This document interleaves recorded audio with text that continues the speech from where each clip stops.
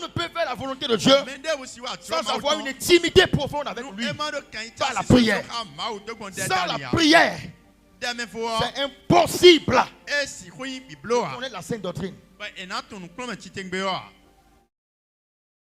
Je peux dire aujourd'hui que toutes les connaissances que j'ai aujourd'hui ne sont pas limitées à ce que j'avais en temps. Parce que chaque fois j'ai cherché le Seigneur. Et le Seigneur a commencé à me perfectionner. Au début, quand j'enseignais, je bégayais au début. Et ceux qui étaient au début savent comment les choses se passaient. Mais j'ai cherché Dieu. J'ai cherché Dieu dans le secret. J'ai cherché Dieu dans le secret. Et Dieu s'est révélé à moi. Et ce n'est pas la prière. Ce n'est pas les longues prières. Ce n'est pas la prière. Même si tu connais la sainte doctrine, bien aimé, ce n'est pas facile d'appliquer la sainte doctrine.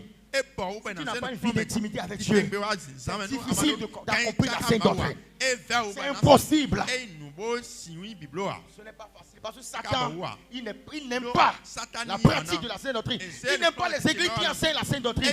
Il n'aime pas. Parce que ces églises ont les saints ministères. Ces églises ont tout type d'enseignement. Ils savent que quand l'ennemi, ils savent qu'il ne peut pas s'infiltrer dans ces églises. Et acclamer Dieu pour l'église, Jésus revient.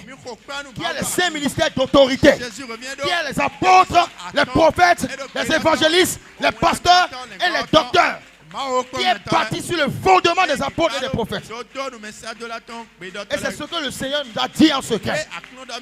Il nous a dit, lorsque vous allez vous détourner de ce protocole, vous n'êtes plus dans ma volonté. Vous n'êtes plus dans ma volonté. Vous n'êtes plus dans ma volonté. Il nous l'a dit clairement.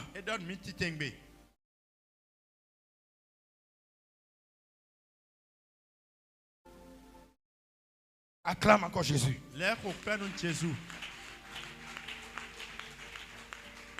Toute doctrine qui n'est pas née par la prière ne vient pas de Dieu. Même s'il paraît être vain.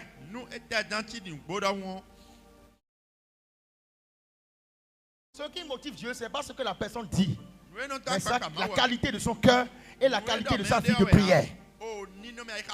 Nous devons tous l'humilité devant Dieu, c'est lorsque nous fléchissons genoux pour le chercher dans la prière. Il dit heureux le pauvre en esprit. Heureux le pauvre en esprit.